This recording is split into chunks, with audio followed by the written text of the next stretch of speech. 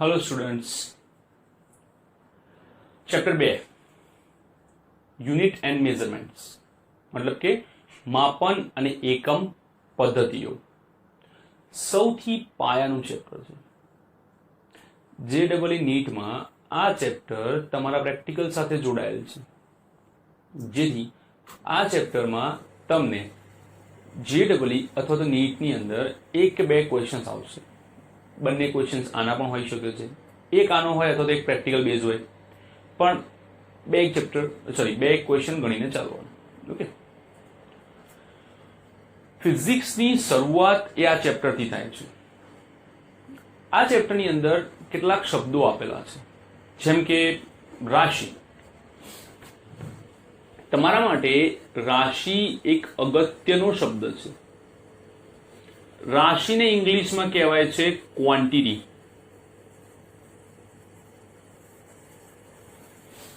Quantity એટલે શું? આપણે ક્વોન્ટિટીનો મતલબ શું સમજીએ છીએ ગુજરાતીઓ? જથ્થો. અરે અમે તો આ ખાધું પણ બરાબર ક્વોન્ટિટી નહોતી મળી, બહુ ઓછું મળ્યું હતું. આ એ ક્વોન્ટિટી નથી. ક્વોન્ટિટી મતલબ કે રાશિ.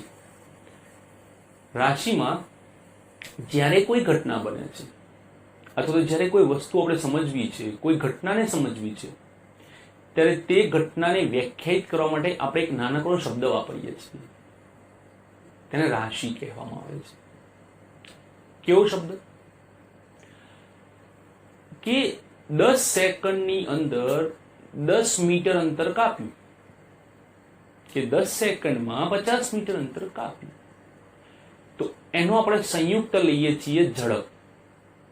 તો એ 10 સેકન્ડની અંદર જે પણ અંતર કપાયું તે પરથી આપણે ઝડપને વ્યાખ્યાયિત કરીએ છીએ. તો આ સમગ્ર ઘટના જે છે એ ઝડપને સમજવા માટેની છે, અને એ સમગ્ર ઘટનાને વ્યાખ્યાયિત કરતો શબ્દ એટલે ઝડપ. ધારો કે તમને એમ કહેવામાં આવે છે કે 10 મીટર અંતર કાપવા માટે 10 સેકન્ડનો સમય લાગે છે. તો 10 ભાગ્યા 10 1 મીટર પર સેકન્ડ. તો મેં 10 મીટર અંતર 10 સેકન્ડમાં કાપ્યું. એટલું બધું બોલવાની જગ્યાએ એટલું કહી શકાય કે મારી ઝડપ 1 મીટર પર સેકન્ડ હતી. તો આ આખા શબ્દને એક જ શબ્દ સાથે સાંકળી દીધો, અને એ જે એક શબ્દ છે એને કહેવાય છે રાશિ. પરંતુ યાદ રાખો, રાશિ એ કેવી છે કે રાજ્ય વિના રાજા જેવી છે. ધારો કે કોઈ હોય કે ભાઈ હું રાજા, તમારું રાજ્ય કયું નથી, તો તમે રાજા ક્યાંથી? તો રાશિ છે, રાજા કહીએ આપણે એને, પરંતુ એનું રાજ્ય કોણ? તો એનું રાજ્ય બને છે એકમ. જ્યાં સુધી રાજ્ય નહીં આવે ત્યાં સુધી રાજા વ્યાખ્યાયિત નહીં થાય, પ્રમાણિત નહીં કહેવાય, એને આપણે રાજા નહીં માનીએ. એવી જ રીતે જ્યાં સુધી એકમ નહીં આવે ત્યાં સુધી રાશિ પ્રમાણિત બનતી નથી. એકમનું કામ છે રાશિ અને તેના મૂલ્યને પ્રમાણિત કરવાનું.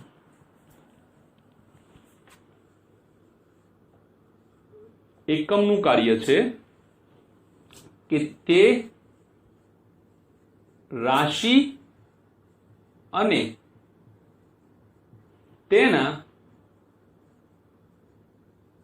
મૂલ્યને પ્રમાણિત કરે. આને કહેવાય છે યુનિટ. એકમને ઇંગ્લિશમાં કહેવાય છે યુનિટ. જેમ આપણે સૌપ્રથમ વિચારીએ કે રાશિ, ચલો આપણે એક વાત કરીએ, એક જૂની વાત લઈએ, એના પરથી આખું સ્ટ્રક્ચર બનાવીએ કે ભાઈ જૂના જમાનામાં, કયા? અંગ્રેજોના જમાનામાં, લગભગ આપણે 1800ની સાલમાં જતા રહીએ. 1800ની સાલમાં ભારત કેવું હતું, બીજા દેશો કેવા હતા તે સમજીએ. તો એ વખતના જમાનામાં બ્રિટનમાં એટલે કે ઇંગ્લેન્ડની અંદર એક પદ્ધતિ વપરાતી હતી કે તે લોકો લંબાઈને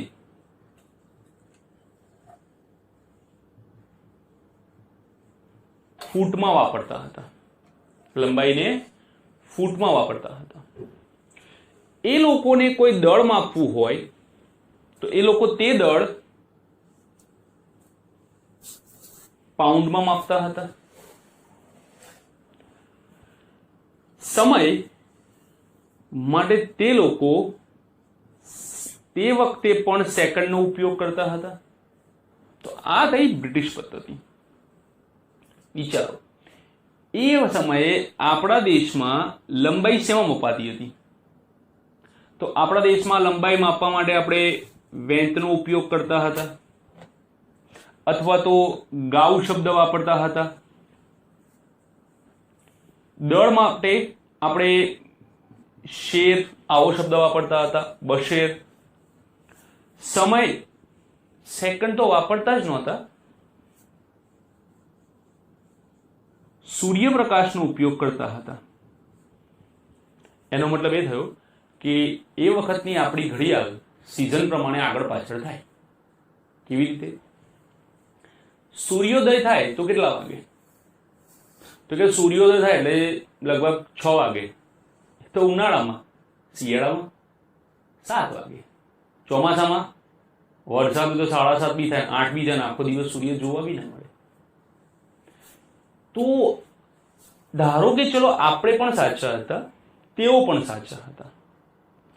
કોઈ એક પ્રયોગ આપણા વૈજ્ઞાનિકો આ પદ્ધતિ પ્રમાણે કરીને જાય, એમના વૈજ્ઞાનિકો આ પદ્ધતિ પ્રમાણે કરીને આવે, તે જ પ્રયોગ, તો બંને પ્રયોગના એકમમાં અને મૂલ્યોમાં અસમાનતા ઊભી થાય.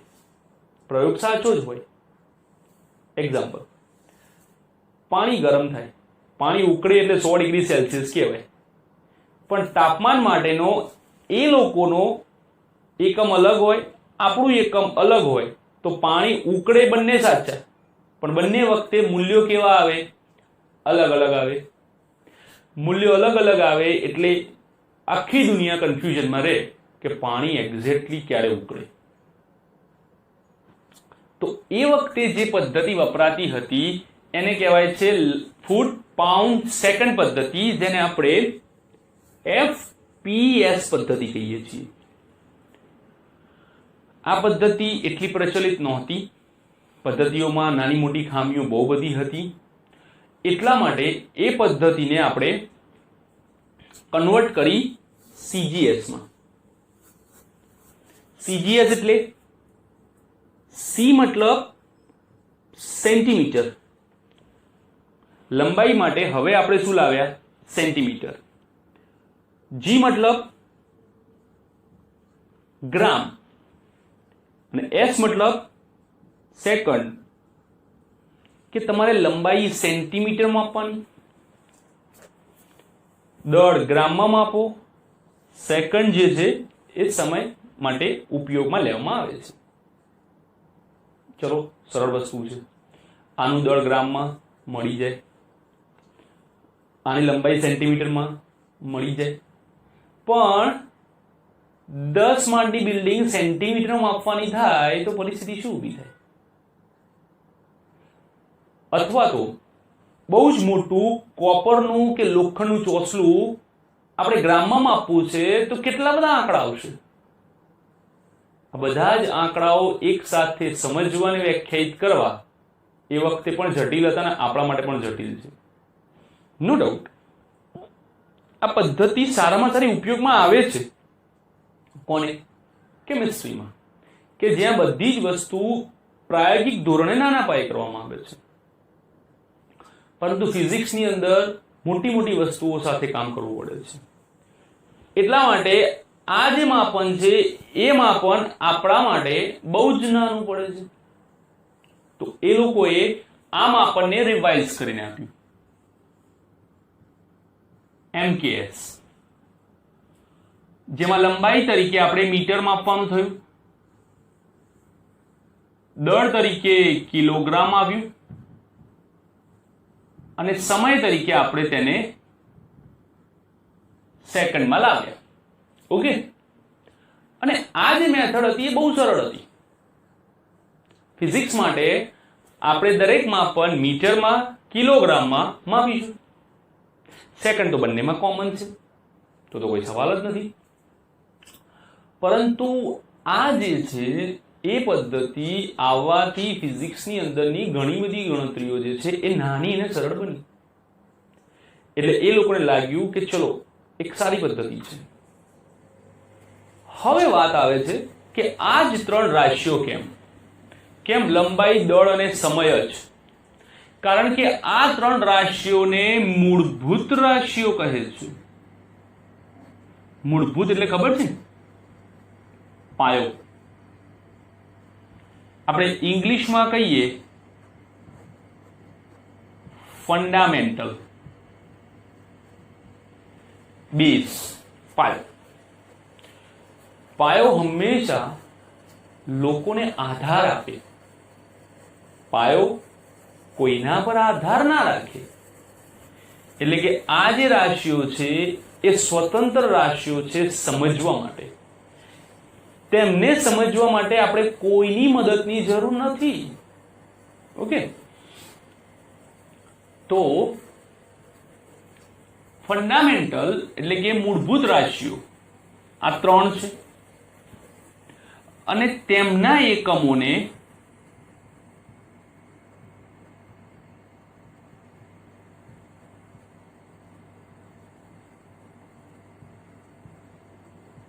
મૂળભૂત એકમો કહે છે. તેમના એકમોને શું કહે છે? મૂળભૂત એકમો કહે છે, ફંડામેન્ટલ યુનિટ્સ. હવે જેમ જેમ વૈજ્ઞાનિકો કામ કરતા જાય છે તેમ તેમ રાશિઓ શોધાતી જાય છે. એમ કરતા 1971માં 1971માં ફ્રાન્સ ખાતે આવેલી ફ્રેન્ચ એકેડમીની અંદર ફિઝિક્સનું હેડક્વાર્ટર છે. ત્યાં એક SI પદ્ધતિ અમલમાં આવી. સિસ્ટમ ઓફ ધ ઇન્ટરનેશનલ પદ્ધતિ અમલમાં આવી. એ પદ્ધતિ પ્રમાણે આ ત્રણ નહીં, કુલ એવી 7 રાશિઓ આ લોકોએ ઊભી કરી કે જેને સમજવા માટે અન્ય રાશિઓની મદદ લેવી પડતી નથી. જેમ કે આખે આખું એક મૂળભૂત રાશિઓનું 7 રાશિઓનું લિસ્ટ આપ્યું. કેવી રાશિઓ કે જેમને સમજવી આપણા માટે સરળ છે અને સ્વતંત્ર રીતે તેને સમજી શકાય છે. 7 રાશિઓની અંદર સૌથી ઉપર નામ હતું દળ, બીજા નંબરે હતું લંબાઈ, ત્રીજા નંબરે સમય, ચોથા નંબરે વિદ્યુત પ્રવાહ, પાંચમા નંબરે થર્મો ડાયનેમિક તાપમાન, છઠ્ઠા નંબરે દ્રવ્યનો જથ્થો આવે, સાતમા નંબરે જ્યોતિની તીવ્રતા આવે. આ 7 રાશિઓનું લિસ્ટ આપ્યું અને એવું કહ્યું કે આ 7 રાશિઓને મૂળભૂત રાશિઓ તરીકે લેવામાં આવશે ફિઝિક્સ અને કેમિસ્ટ્રી બંનેમાં. જેમાં દળના એકમ તરીકે એ લોકોએ કિલોગ્રામ, આખી પદ્ધતિ MKS માં જ છે. લંબાઈ માટે એ લોકોએ મીટરનો ઉલ્લેખ કર્યો, સમય માટે સેકન્ડનો ઉલ્લેખ બતાવ્યો, વિદ્યુત પ્રવાહ તમને ખબર છે એમ્પિયર, તાપમાન માટે ના તો ફેરનહીટ ના તો સેલ્સિયસ, કેલ્વિન. કેલ્વિન ક્યાંથી આવે? 11મા ચેપ્ટરમાં આવશે ત્યારે જોઈશું વધારે ડીપમાં. દ્રવ્યનો જથ્થો મોલ અને જ્યોતિની તીવ્રતા એટલે કે કેન્ડેલા. તો આમ આ 7 રાશિઓ અને તેમના 7 એકમો, આ છે મૂળભૂત રાશિઓ અને આ છે મૂળભૂત એકમો. ક્લિયર? તો આ છે આપણો આખો મૂળભૂત પાયો. ઠીક છે, સ્નેપશોટ અથવા તો પોઝ કરીને લખી લો.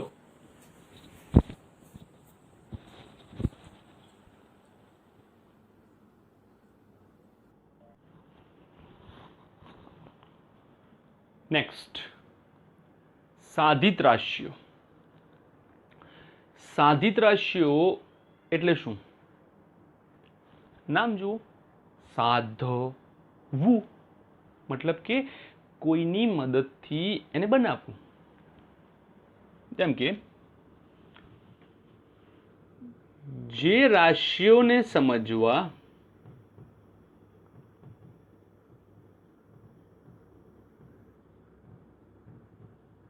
માટે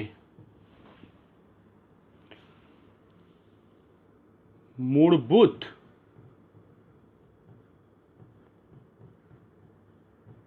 રાશિઓની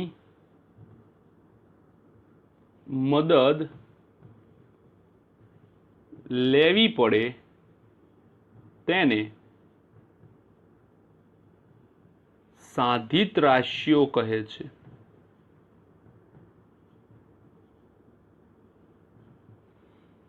અને સાધિત રાશિઓના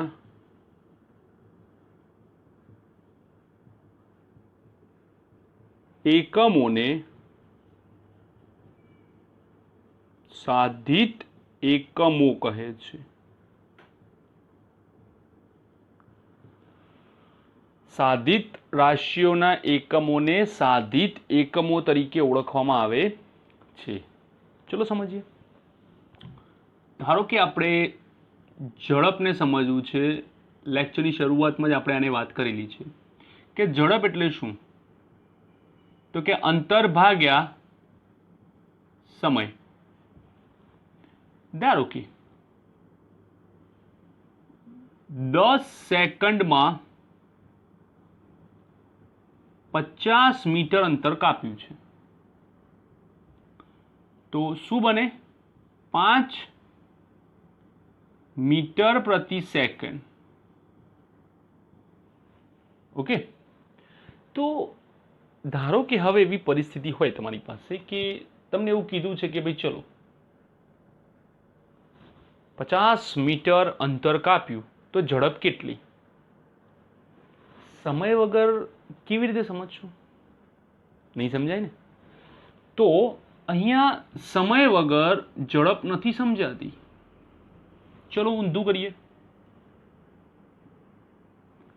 મેં 10 સેકન્ડ સુધી અંતર કાપ્યું અથવા તો મેં 10 સેકન્ડ સુધી ગતિ કરી, તો મારી ઝડપ કેટલી? પણ 10 સેકન્ડમાં કેટલું અંતર કાપ્યું એ તો ખબર જ નથી. તો એ પણ જરૂરી છે કે મેં 10 સેકન્ડમાં આટલું અંતર કાપ્યું.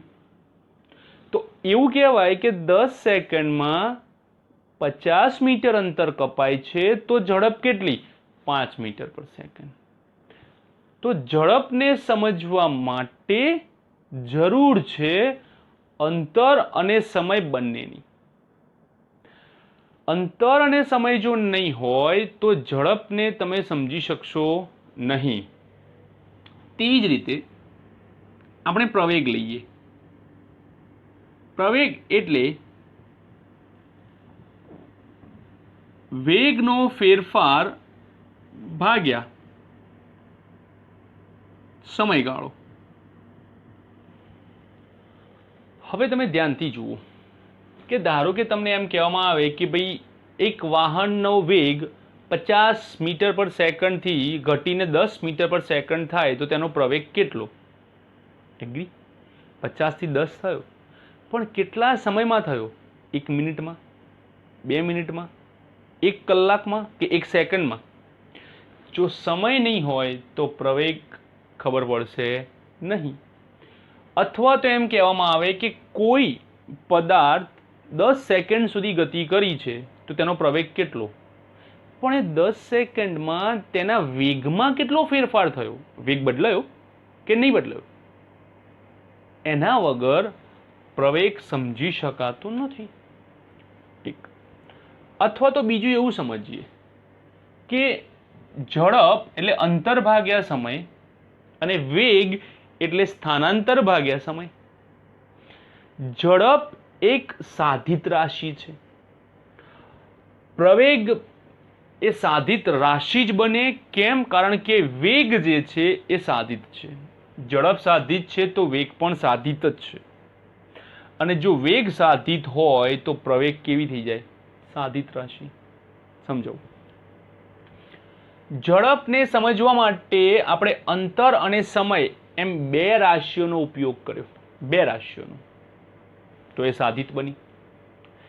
તો અહીંયા વેગમાં ઓલરેડી બે રાશિ છે અને ફરીથી સમય આવીને ટોટલ 3 રાશિ બને છે. તો 3 રાશિના સંયોગથી આપણને પ્રવેગ મળે છે. તો પ્રવેગ એક સાધિત રાશિ છે. તમને એમ થશે કે પ્રવેગ સાધિત રાશિ છે તો શું લગભગ બધી રાશિઓ સાધિત જ હોય? એવું ખરું કે સાધિત રાશિઓ બે અલગ અલગ રાશિઓથી જ બને?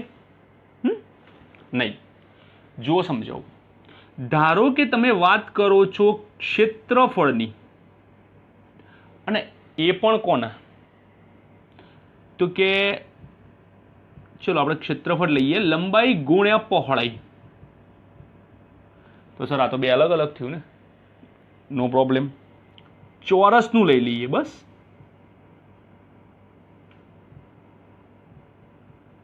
તો શું થાય? લંબાઈનો વર્ગ.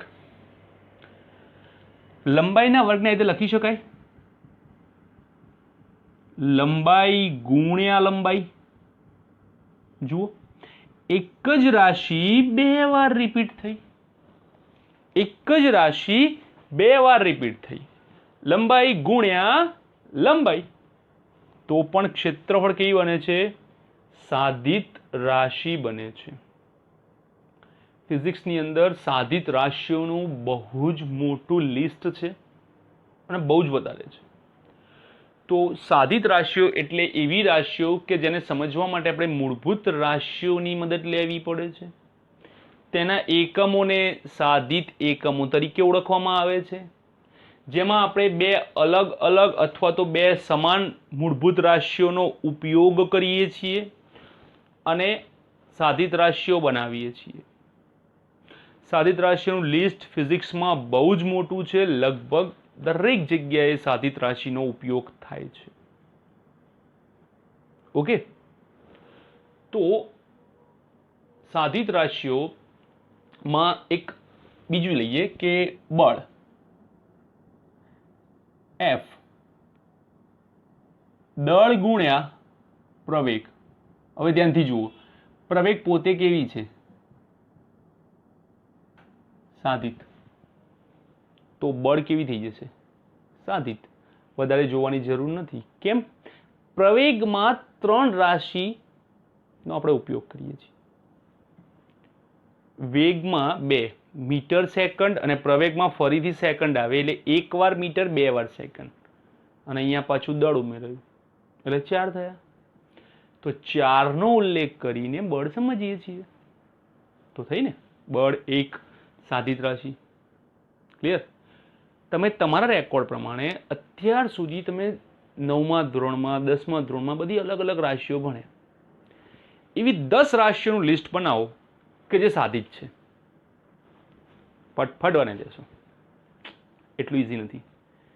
10 રાશિઓનું લિસ્ટ બનાવો અને એવું લિસ્ટ બનાવો કે જે રાશિઓ, જેમ કે આપણે પ્રવેગ છે તો એ શેના પર આધાર રાખે છે?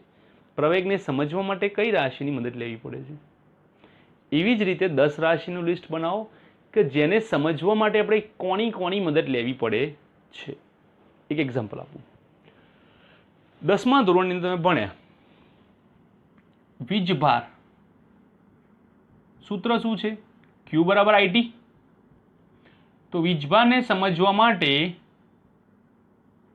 વિદ્યુત પ્રવાહ સમજવો પડે છે અને સાથે સાથે સમયને પણ સમજવો પડે છે, ત્યારે જ એની તમને સાધિત રાશિ મળે છે. તો આવી 10 રાશિઓનું લિસ્ટ બનાવો કે જે તમે લોકોએ 8મા 9મા 10મામાં ભણેલા હો, બરાબર, અને એ જુઓ, જાતે સમજો, 10ને બનાવો, 10નું લિસ્ટ લો. જ્યારે તમને ખબર પડશે ને કે મને આ રાશિ સમજવા માટે આ બેનો ઉલ્લેખ કરવો જરૂરી છે, ત્યારે તમારા માટે ફિઝિક્સ એકદમ સરળ થઈ જશે. ફિઝિક્સની અંદર પાયો અગત્યનો છે. પાયો મજબૂત, બિલ્ડિંગ આપોઆપ મજબૂત રહેશે. પાયો ખખડતો જશે ને બિલ્ડિંગ ગમે તેટલી મજબૂત બનાવવાની કોશિશ કરશો ને પણ એ ક્યારેય નહીં ટકે. પાયો મજબૂત બનાવો. એના માટેનો પ્રયત્ન છે કે આ એક જાતે કાર્ય. ઓકે, તો એક સ્નેપશોટ લઈ લો. ઓકે, નહીં તો પોઝ કરીને લખી લો.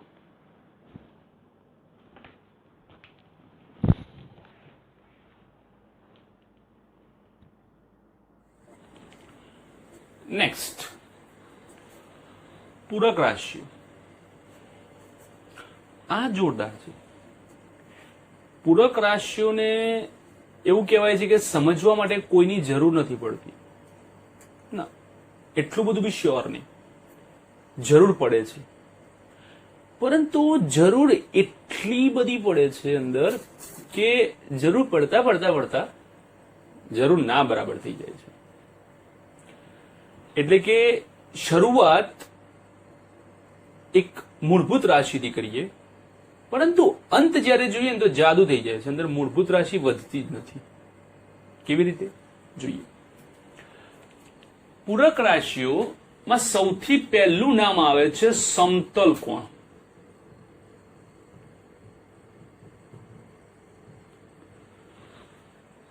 આનું નોલેજ તમને છે. તમારા માટે કદાચ સમતલ કોણ શબ્દ નવો હશે, પરંતુ ખૂણો શબ્દ નવો નથી ને. તમે ખૂણા દોરેલા? ક્યાં દોરેલા? તો તમે ખૂણા દોરેલા નોટબુકમાં, સ્વાધ્યાય પોથીમાં, ચોપડામાં, શેના ઉપર? પેજ ઉપર. પેજને શું કહેવાય? સમતલ. તો એ જે પેજ ઉપર દોરવામાં આવેલો ખૂણો છે તેને કહેવાય છે સમતલ કોણ. શું કહેવાય છે? સમતલ કોણ. જેમ કે આ એક સર્કલ લઈએ, આ ત્રિજ્યા, બીજી ત્રિજ્યા. Very good. કેમ? ખૂણો દોરવા માટે જોઈશે ને બંધ ઘેરાતો ભાગ, આપણો ખૂણો.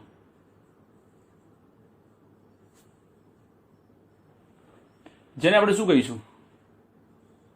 થીટા. આને શું કહેવાય? ત્રિજ્યા, આર. અને આને શું કહેવાય છે? ચાપ. શું કહેવાય છે? ચાપ. તો ચાપ બરાબર શું થાય? તો કે ચાપની સામે જે છે તે ખૂણો અને તેની આજુબાજુના બે દરબાન. ચાપની સામે કોણ આવે? હંમેશા ખૂણો અને તેની આજુબાજુના બે દરબાન, મતલબ કે ત્રિજ્યા. તો ચાપ બરાબર ત્રિજ્યા ગુણ્યા ખૂણો. ઓકે, ખૂણાને કરતા બનાવીએ કારણ કે આપણે ખૂણાને સમજવાનું છે. ખૂણો બરાબર ચાપ ભાગ્યા ત્રિજ્યા. હવે જોઈએ, ચલો.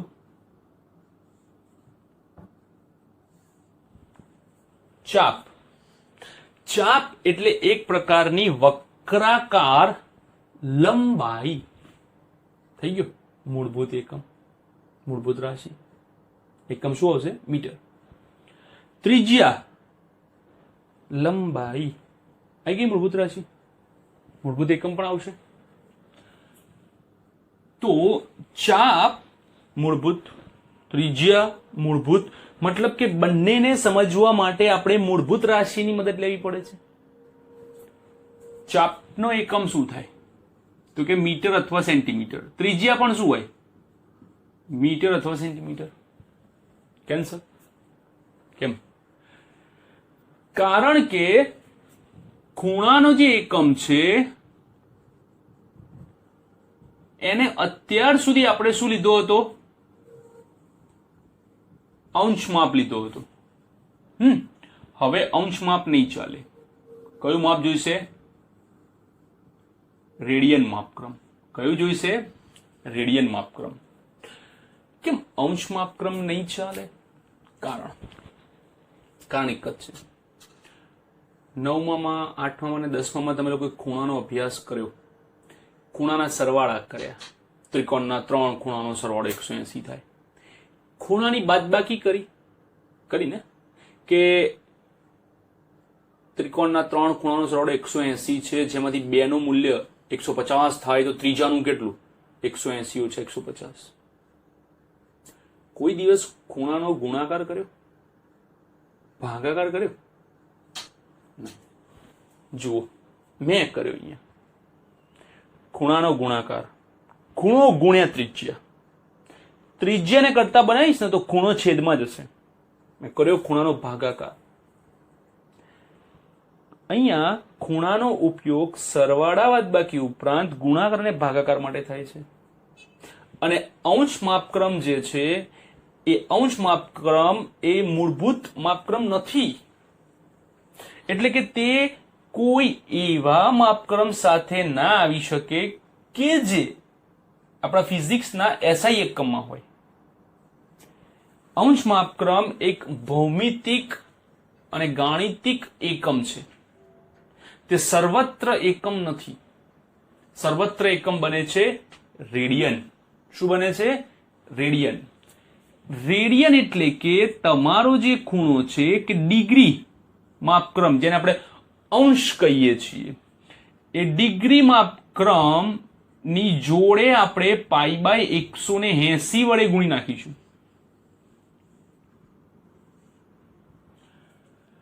રેડિયન બરાબર ડિગ્રી ગુણ્યા π/180 એટલે કે તમારા અંશ માપક્રમ. ધારો કે એક્ઝામ્પલ લઈએ, થીટા બરાબર 60 ડિગ્રી માપક્રમ છે, તો રેડિયન માપક્રમ કેટલું થાય? તો 60 ગુણ્યા π/180. કેન્સલ. તો રેડિયન બરાબર 6 તરીના 18 π/3.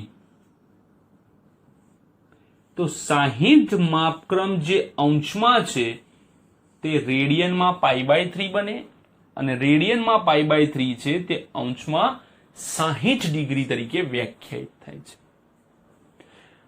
તો રેડિયન માપક્રમમાં પાઈ આવે એટલે તમને લગભગ આઈડિયા આવી જશે. પાઈની કિંમત તમે મૂકી શકો છો 3.14 અથવા તો 22 સપ્તમાંશ. પણ એનાથી મૂલ્યો વધારે પડતા અપૂર્ણાંક બનશે. એના કરતા મચ બેટર છે π/3 રાખો. જેમ જેમ વાપરતા જશો તેમ તેમ સરળ પડતું જશે. ઓકે, તો સમતલ એકમ જે છે એનો નવો એકમ બને છે રેડિયન, જે ડિગ્રી સાથે π/180 ના સંદર્ભમાં છે. એકવાર તમારો ખૂણો રેડિયનમાં બની ગયો પછી એ તૈયાર થઈ જાય છે સરવાળા, બાદબાકી, ગુણાકાર, ભાગાકાર બધા માટે. પણ જો તમે અંશ લેશો તો તે માત્ર સરવાળા, માત્ર બાદબાકી સાથે જ અનુકૂળ થશે, ગુણાકાર ભાગાકાર સાથે નહીં. તો તમારે જો ખૂણાને ગુણાકાર અને ભાગાકારમાં વાપરવા છે તો તમારે કમ્પલસરી મસ્ટ છે કે તમારે એને રેડિયનમાં લાવવું પડશે. ઓકે, સમતલ કોણ પછી બને છે બીજા નંબરે આવે છે ઘનકોણ.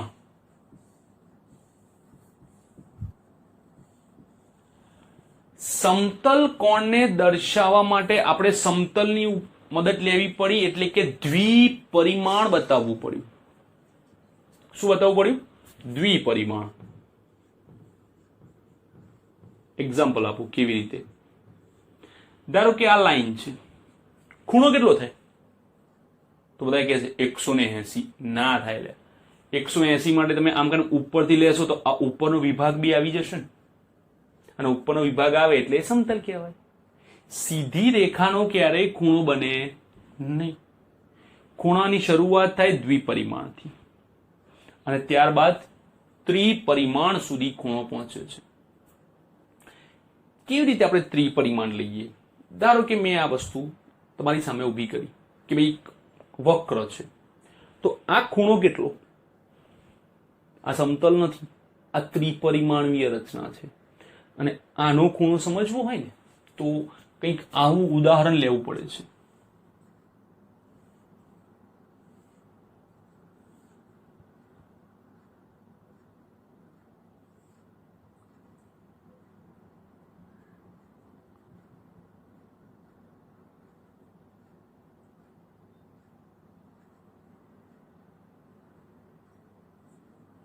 આ છે તમારો ઘનકોણ. ઓકે, છે ખૂણાની સામેની બાજુ એટલે કે ચાપ, એનો ઉલ્લેખ કર્યો આપણે. તો ઘનકોણની સામેની બાજુ જે આવશે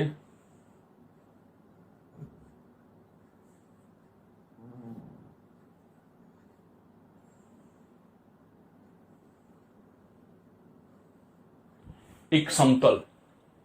ઘનકોણની સામેની બાજુ આવશે એક સમતલ.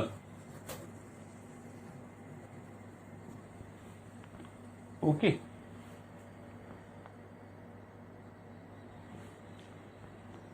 આ છે સમતલ અને સમતલ માટે હંમેશા એનું શું હોય? ક્ષેત્રફળ. તો જુઓ અહીંયા ચાપ બરાબર ખૂણો ગુણ્યા ત્રિજ્યા.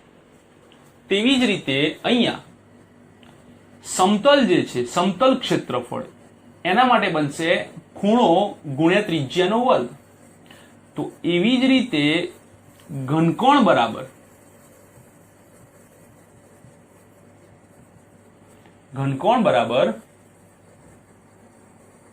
સમતલનું ક્ષેત્રફળ ભાગ્યા ત્રિજ્યાનો વર્ગ. કેમ? બે લાઈન હતી, 4 છે.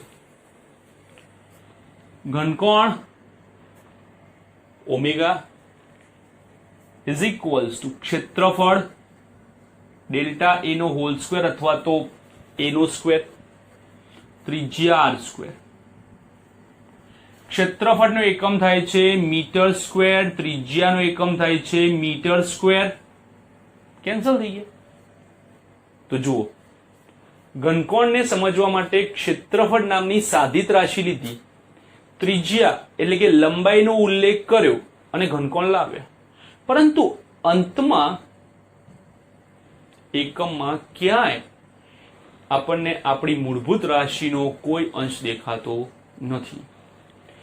ઘનકોણનો એકમ થાય છે સ્ટીરેડિયન. શું છે? સ્ટીરેડિયન. અને આ સ્ટીરેડિયન એકમ એ મૂળભૂત એકમ સાથે ક્યાંય સંબંધિત નથી.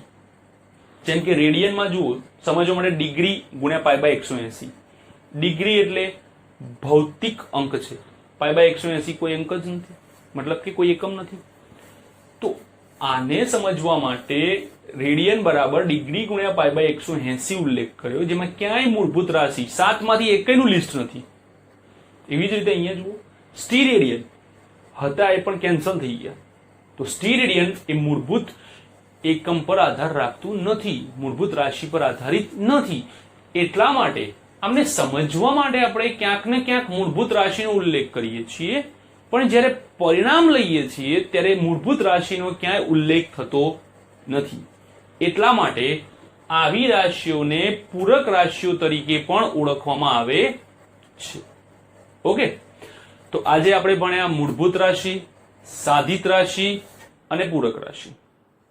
નેક્સ્ટ લેક્ચરની અંદર આપણે જઈશું લંબાઈ, દળ અને સમયના માપન કેવી રીતે થાય છે અને એને કેવી રીતે માપવામાં આવે છે, ફિઝિક્સમાં એમનો આખો વિસ્તાર શું છે અને કેટલાક એવા નવા સાધનો અને અંકોનો પણ આપણે અભ્યાસ કરીશું કે જે કદાચ તમારા માટે પહેલી વાર હશે. Okay, thank you for watching this video.